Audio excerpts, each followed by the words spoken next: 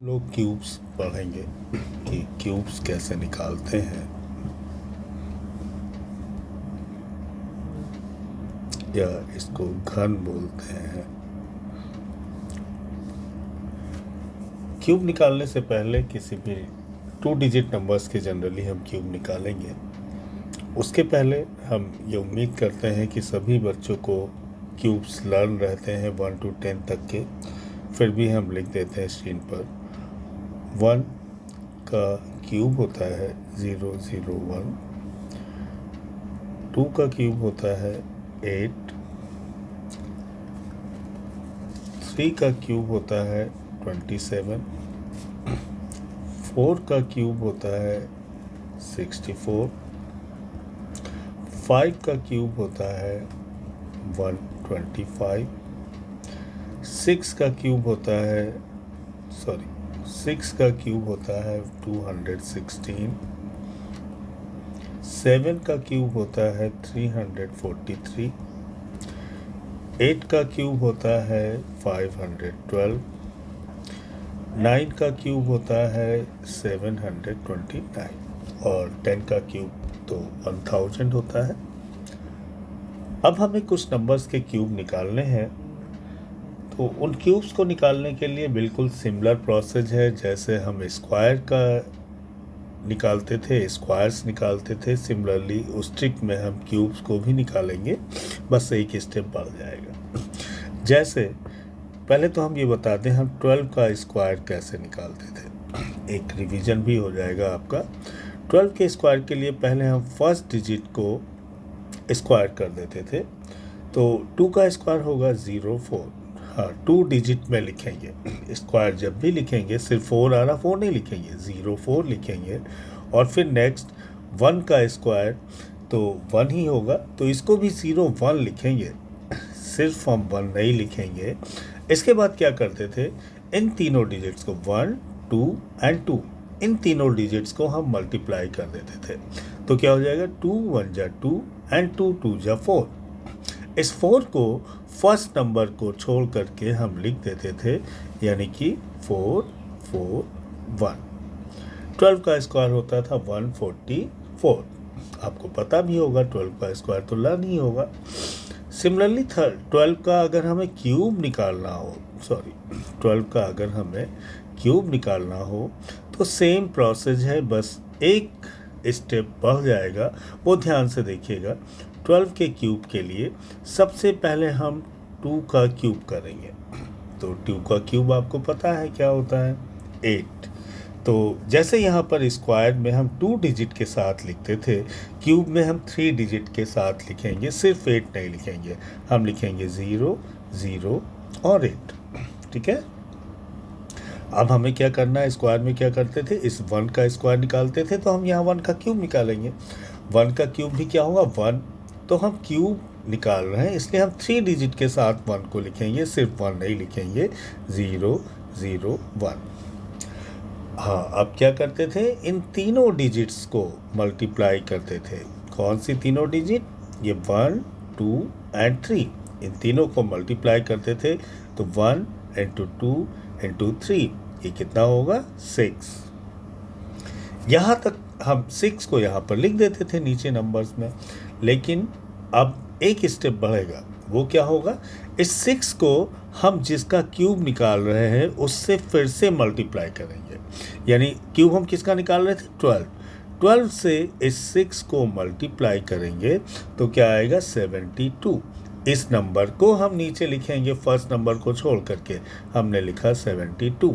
यानी अब नंबर आ गया आपका 8 2 7 1 1728। 12 का क्यूब हो गया। ओके, ठीक है। चलिए 1-2 डिजिट और देखते हैं जिससे आपको अच्छे से क्लियर हो जाए। तो 12 का स्क्वायर निकाला, 17 का क्यूब निकालते हैं। सेम 17 का पहले हम आपको स्क्वायर बता दें कि 17 का स्क्वायर कैसे निकाला जाता है। सबसे पहले इस 7 का स्क्वायर निकालते हैं, हो गया 49। अब क्या करेंगे, इस नंबर 1 का स्क्वायर निकालेंगे, तो 1 का तो 1 ही होगा, लेकिन स्क्वायर है इसलिए हम 2 डिजिट के साथ में लिखेंगे, सिर्फ 1 नहीं, 0 1 लिखा हमने। अब क्या करते थे, अब हम ये करते थे कि इस 1 को 7 को और 2 को मल्टीप्लाई करके इस नंबर के नीचे लिख देते थे। तो इसको मल्टीप्लाई करिए, 7 1 जा 7, 7 2 जा 14। फर्स्ट नंबर को छोड़ करके यहाँ पर 14 लिख दीजिए। ये हुआ 9, ये हुआ 8, ये हुआ 2, 289। और आप लोगों को पता है 17 का स्क्वायर 289 ही होता है। अब चलिए इसका क्यूब निकालते हैं। तो 17 का जब आप क्यूब निकालेंगे तो सबसे पहले फर्स्ट नंबर का वहाँ स्क्वायर निकालते थे, यहाँ क्यूब निकालेंगे। तो 7 का क्यूब यहाँ पर देखिए लिखा हुआ है 343। तो 7 का क्यूब हो गया 343। वैसे आप लर्न कर लीजिएगा 1 to 10 तक। अब हमें 1 का क्यूब निकालना है, तो 1 का क्यूब तो 1 ही होता है, लेकिन क्यूब है तो 3 डिजिट के साथ लिखना पड़ेगा, 0 0 और 1। अब क्या करते हैं, अब इन तीनों डिजिट्स को हम मल्टीप्लाई करते हैं, 1 7 एंड 3। इनको मल्टीप्लाई करेंगे तो 7 1 जा 7, 7 3 जा 21, आपका आया 21। और हमने क्या बताया, जो आएगा उसको ओरिजिनल डिजिट से मल्टीप्लाई कर देंगे। यानी पहले तो आपका आया 7 1 इंटू 3 इक्वल टू 21। इस 21 को 17 जिस डिजिट का आप क्यूब निकाल रहे हैं उससे मल्टीप्लाई कर दीजिए, 21 इंटू 17। तो ये हो जाएगा 17 1 जा 17, 7 और 17 2 जा 34 और 7 और 1 34 35, 357। यहाँ पर फर्स्ट डिजिट को छोड़ करके लिख दीजिए 357।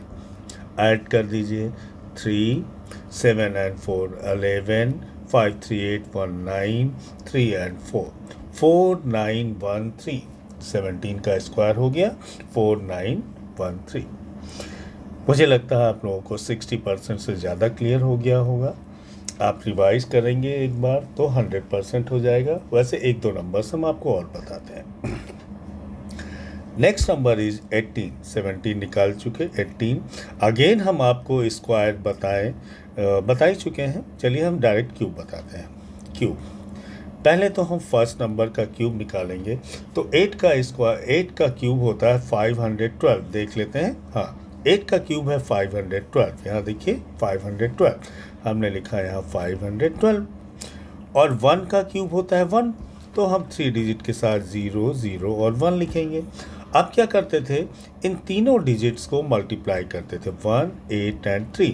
तो 1 इंटू 8 इंटू 3, ये हुआ 24। अब क्या करते थे, 24 को हम ओरिजिनल डिजिट यानी 18 से मल्टीप्लाई करेंगे। तो 18 इंटू 24, इसको मल्टीप्लाई करके देखिए क्या आता है, 432। इस 432 को हम इस नंबर में फर्स्ट डिजिट को छोड़ करके ऐड कर देंगे, 432।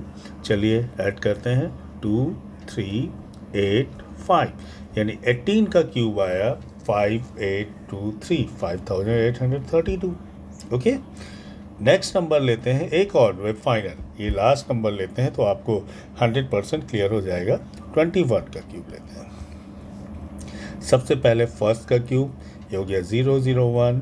फिर 2 का क्यूब 8 होता है यानी 008। अब हम क्या करते हैं, 2 इंटू 1 इंटू 3, ये हो गया आपका 6।